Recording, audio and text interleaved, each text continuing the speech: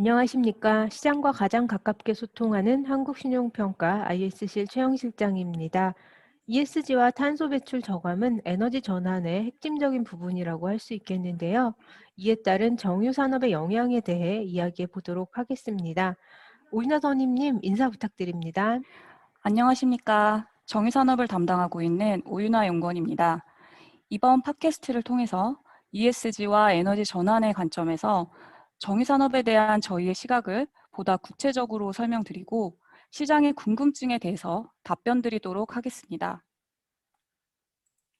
네, 그럼 본격적인 논의를 시작하도록 하겠습니다.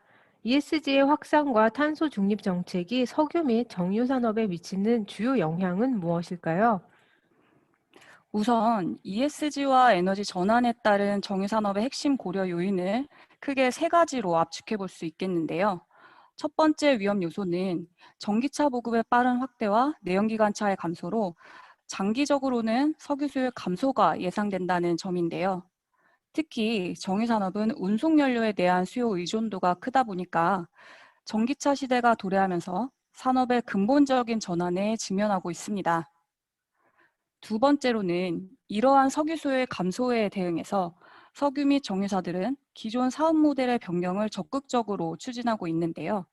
이 과정에서 대규모의 투자 비용이 발생하고 있고 또한 신규 사업의 경우에는 중장기적인 성과의 불확실성이 일부 내재하고 있습니다. 마지막으로는 최근 미국과 유럽의 글로벌 오일 메이저들이 주로 겪고 있는 변화인데요. 앞으로는 ESG 요소를 제대로 이행하지 않는 석유 및 정유사들은 자금 조달 여건이 크게 저하되거나 외부 압력으로 인해서 회사의 경영 기조가 전환될 위험이 큰 것으로 판단됩니다. 네, 장기적인 석유 제품 수요의 감소, 사업 구조 전환에 따른 투자 부담, ESG 확산에 따른 자금 조달 여건의 저하 가능성을 크게 우려 요인으로 보고 있는데, 동 요인들은 신용평가 관점에서는 아직 잠재적인 리스크로 이해하면 될까요? 아니면 이미 실질적으로 신용평가에 반영되고 있는 중인가요? 네, 결론부터 말씀드리자면 이미 현실화된 위험입니다. 우선 올해 상반기에 S&P와 무디스가 석유회사의 에너지 전환 리스크를 신용등급 하향의 주요 요인으로 반영했는데요.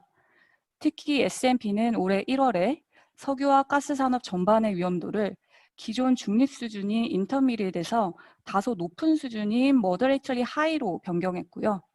이때 유가 변동성 확대와 투자 규모 대비 수익성 약화 등과 함께 에너지 전환으로 인한 석유 시장의 축소 위험을 주요 위험 요인으로 설명하기도 했습니다. S&P 보고서에 따르면 발행 채권의 금리와 기간에도 ESG 요소가 이미 영향을 미치고 있는데요. 북미 에너지 기업들을 살펴보면은 탄소 배출량이 큰 업체들은 상대적으로 낮은 업체들과 비교했을 때 발행 비용이 평균적으로 75bp가 높게 나타났고 채권 만기 측면에서도 2020년 이후의 발행에서 장기채의 비중이 크게 감소했는데요. 이는 장기 석유 수요 감소 전망에 대한 투자자들의 우려가 반영된 결과로 보입니다. 국내에서도 당사의 경우 2020년 말에 국내 주요 정유사들의 신용등급을 하향 조정했는데요. 당시에 사업구조 전환에 따른 대규모 투자 부담이 신용도에 부정적으로 작용하기도 했습니다. 또한 무디스의 경우에는 신용등급의 직접적인 고려 요인은 아니지만 주요 산업과 업체들의 탄소 전환 리스크를 반영해서 CTA, 즉 카본 트랜지션 어세스먼트라는 지표를 산출하고 있습니다.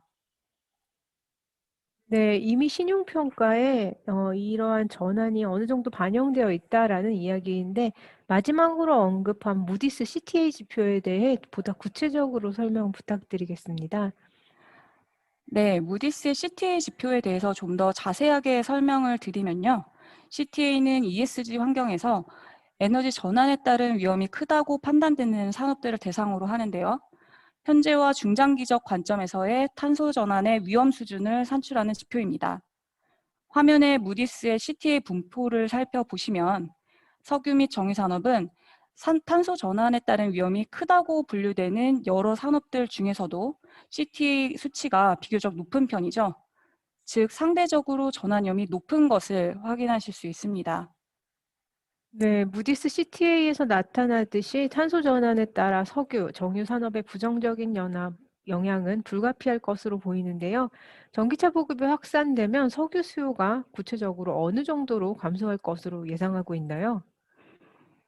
네, 중립적 전망 하에서는 향후 10년간 한 2030년까지는 완만한 석유수요 증가세를 유지할 것으로 보입니다. 물론 내연기관차의 전기차 대체로 장기적으로 석유 수요는 감소할 걸로 예상되기는 하지만 신흥국의 석유 수요 증가와 석유화학 수요 증가를 중심으로 해서 향후 10년간은 석유 수요 증가세가 유지될 전망입니다. 다만 10년 이후의 장기적인 관점에서 보면은 에너지 전환이 가속화되면서 석유 수요가 점차 감소할 것으로 보입니다. 전체 석유 제품의 수요 중에서 운송용 연료가 약 60%를 차지하고 있는데요. 전기나 수소차 같은 친환경차의 보급이 점차적으로 확산되면서 운송 연료의 근본적인 변화가 예상되고 있습니다. 여기에 최근 여러 기사들에서도 보셨듯이 국내외 주요 완성차 메이커들은 2030년을 전후로 해서 내연기관을 기반으로 한 신차 출시의 중단을 발표하고 있는데요. 이런 점들을 고려해 보면 향후 전기차의 보급은 우리가 생각하는 것보다 굉장히 빠르게 진행될 수도 있습니다. 네, 운송용 수요가 60%를 차지하고 있다면 전기차 대체로 인한 수요 영향이 클 것 같은데요. 현재 전체 차량 중에서 전기차 비중이 어느 정도 될까요? 또 향후 전기차 비중이 얼마까지 상승할 것으로 예상하시나요? 네, 석유수요의 절대적인 비중을 차지하고 있는 운송용 수요가 전기차로 대체된다는 것은 석유수요 변화에 있어서 가장 중요한 이벤트라고도 할 수 있겠는데요. 최영 실장님께서는 현재 전기차가 전체 차량 중에 몇 퍼센트 정도 될 것으로 보시나요? 글쎄요. 한 5% 정도 되지 않을까요? 국제에너지기구인 IEA에 따르면 2020년 기준 전기차는 전 세계 자동차 보급 대수 중에 1%밖에 되지 않습니다. 아직은 굉장히 미미한 수준이죠.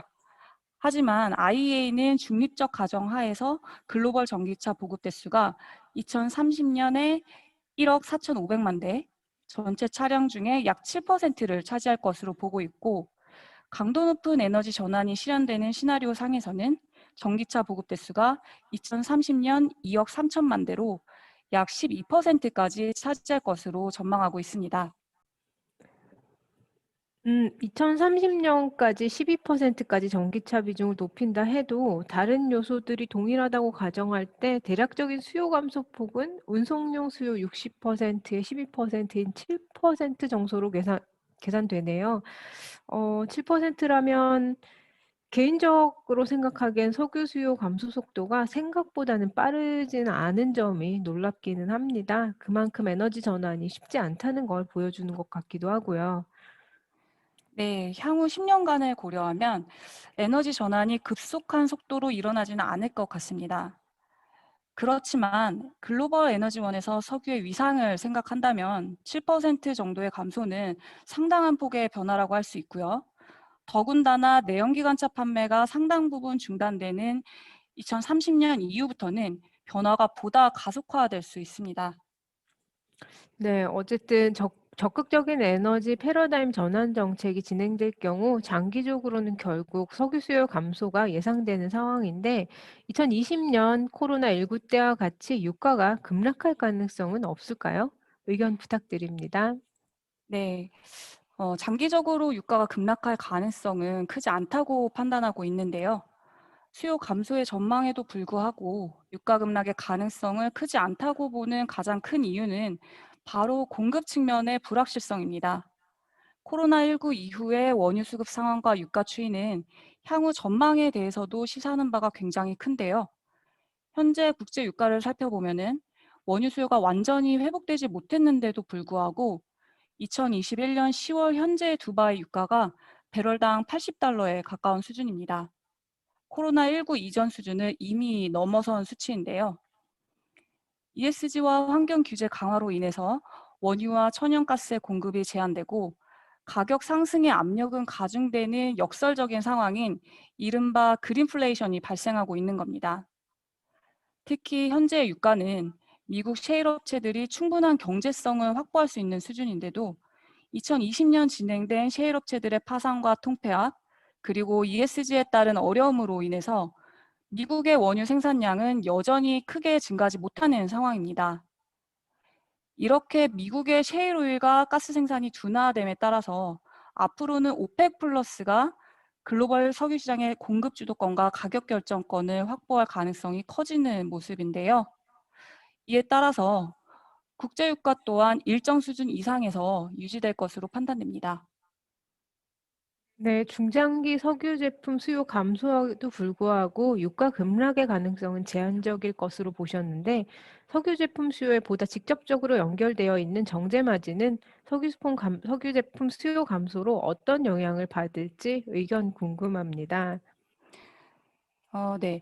장기적인 석유 수요의 감소 전망과 함께 노후된 정제 설비의 폐쇄가 빠르게 진행되고 있고, 여기에 코로나19 이후 신규 설비의 투자 계획 역시 지연되거나 취소되고 있는 상황인데요. 그럼에도 불구하고 중국과 인도 등 신흥국의 정제 설비의 신증설 규모는 선진국을 중심으로 해서 진행되는 설비 폐쇄 규모를 훨씬 뛰어넘는 수준입니다. 이런 수급 전망은 글로벌 정유시장, 특히 국내 정유사들과 경쟁 관계에 있는 아시아 지역에서의 수급 여건과 정제 마진에 중장기적인 부담으로 작용할 것으로 생각됩니다. 네, 그렇다면 ESG와 에너지 전환의 위험 속에서 석유 정유 회사들이 어떻게 대응하고 있는지 살펴볼 필요가 있을 것 같은데요. 우선 글로벌 오일 메이저들의 대응 현황 설명 부탁드리겠습니다. 글로벌 석유 회사들의 대응을 살펴보겠는데요. 2020년 코로나19를 기점으로 해서 오일 메이저들은 사업 구조의 전환과 넷제로 목표 실현을 위한 탄소 감축 계획을 발표하고 있습니다. 특히 유럽계 석유 회사들 같은 경우에는 2050년까지 넷제로에 대한 장기 목표를 수립하고 신재생 에너지로 비즈니스 모델을 전환하는 투자를 크게 확대할 계획입니다. 반면에 미국 석유 회사들은 상대적으로 소극적으로 보이는데요. 넷제로에 대해서는 단기적인 목표만 수립하고 기존의 석유 중심의 사업 포트폴리오를 대부분 유지한 상태에서 탄소의 포집, 활용 저장 기술인 CCUS 등의 기술 개발 정도만 추진하고 있는 모습입니다. 전체적인 에너지 전환에 대한 대응 수준이 유럽계 메이저에 비해서는 현저히 낮은 것으로 파악됩니다.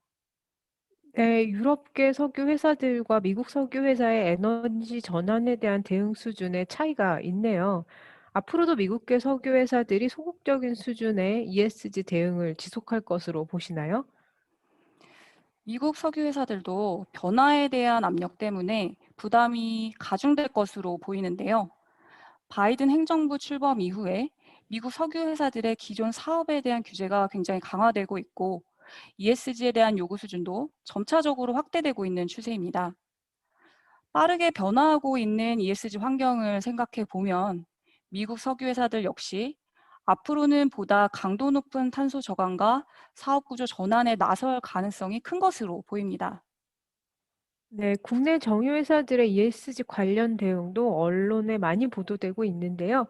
국내 정유회사들은 어떻게 대응하고 있나요? 국내 정유사들은 주로 석유화학과 배터리 투자를 통해서 정유 부문에 대한 의존도 축소를 추진하고 있죠. 또한 CCUS 기술 개발과 수소 사업 진출, ESG 채권 발행 등을 통해서 ESG 경영에도 적극적으로 참여하고 있는데요.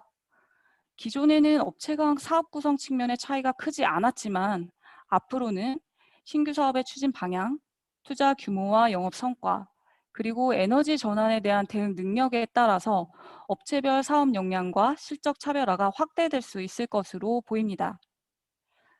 GS 칼텍스, S오일, 현대오일뱅크가 추진하는 올레핀 계열의 석유 화학 투자는 원가 경쟁력을 기반으로 해서 안정적인 투자 성과가 예상되지만 범용 석유화학 제품 역시 고탄소 배출 산업이기 때문에 ESG 관점의 리스크는 여전히 큰 상황으로 볼 수 있고요. 반면에 SK이노베이션이 진행하는 배터리 투자를 보면은 ESG와 에너지 전환 목적에는 부합하지만 상대적으로 대규모 투자가 필요하고 중단기적인 사업 변동성도 예상되기 때문에 사업의 진행 상황과 투자 규모를 모니터링할 필요가 있습니다. 네, 결국 향후 신용도가 가장 중요한 내용일 텐데요. ESG와 에너지 전환에 대한 향후 신용평가 관점에서 주요 모니터링 요인은 무엇인가요? 석유 및 정유 산업은 생산 과정에서 발생하는 탄소 배출 이슈 말고도 주요 생산 품목인 석유라는 제품 자체가 탄소 중립과 에너지 전환 정책에 굉장히 직접적으로 영향을 받는데요. 따라서 산업 전반의 부정적인 영향이 점차적으로 확대될 전망입니다. ESG와 에너지 전환에 대한 대응 전략과 진행 상황에 따라서 장기적인 관점에서의 각 정유사별 크레딧 프로파일은 근본적으로 변화될 수 있겠는데요. 앞으로는 기존 주력 사업이었던 정유 부문에 대한 의존도가 축소될 걸로 예상되는 만큼 변화하는 환경 속에서 기존 신용 등급에 부합하는 사업 경쟁력과 수익성, 그리고 재무 안정성을 유지할 수 있는지가 향후 신용도 관점의 핵심적인 고려 요인입니다. 당분간은 각 사의 사업 구조 전환과 신규 투자 과정을 지켜볼 예정인데요. 그렇지만 주력 제품의 수요와 본원적인 사업 구조, 수익성 및 재무 안정성의 중대한 변화 요인이 발생할 경우에는 적극적으로 신용 등급에 반영할 계획입니다. 네, 지금까지 정유산업의 ESG 영향에 대해 오윤아 선임과 함께 살펴보았습니다. 한신평은 향후에도 중요한 변동 사항이 있을 경우 이를 시장과 공유하도록 하겠습니다. 끝까지 시청해주신 여러분들께 감사의 말씀을 드립니다. 다음번에도 더 좋은 콘텐츠로 찾아뵙도록 하겠습니다. 감사합니다. 감사합니다.